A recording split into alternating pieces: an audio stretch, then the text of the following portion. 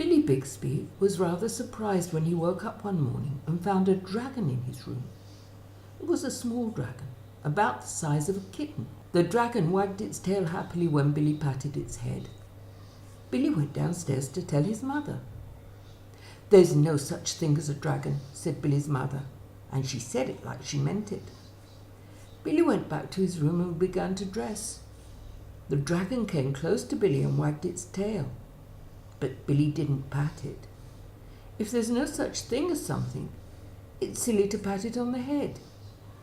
Billy washed his face and hands and went down to breakfast, and the dragon went along.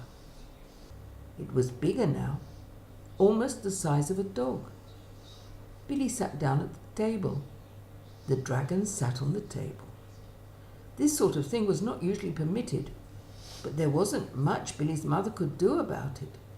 She had already said there was no such thing as a dragon, and if there's no such thing, you can't tell it to get down off the table. Mother made some pancakes for Billy, but the dragon ate them all. Mother made some more, but the dragon ate those too.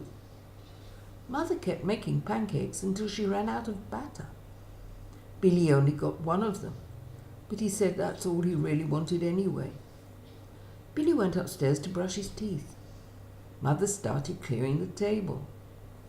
The dragon, who was quite as big as Mother by this time, made himself comfortable on the hall rug and went to sleep.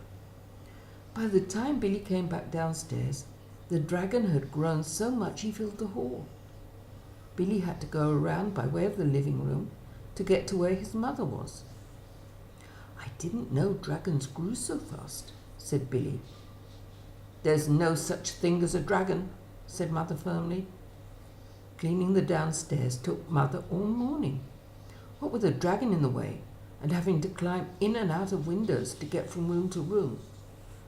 By noon the dragon filled the house. Its head hung out of the front door. Its tail hung out of the back door. And there wasn't a room in the house that didn't have some part of the dragon in it. When the dragon awoke from his nap, he was hungry. A bakery truck went by. The smell of fresh bread was more than the dragon could resist. The dragon ran down the street after the bakery truck. The house went along, of course, like the shell on a snail. The mailman was coming up the path with some mail for the Bixbys when the house rushed past him and headed down the street.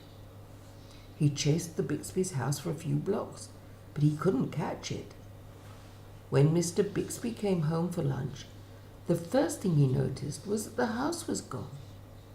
Luckily, one of the neighbors was able to tell him which way it went. Mr. Bixby got in his car and went looking for the house.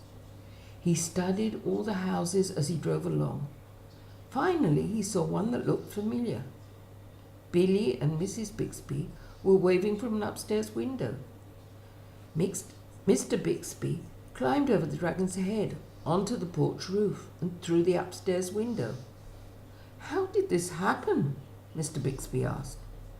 "It was the dragon," said Billy. "There's no such thing," Mother started to say.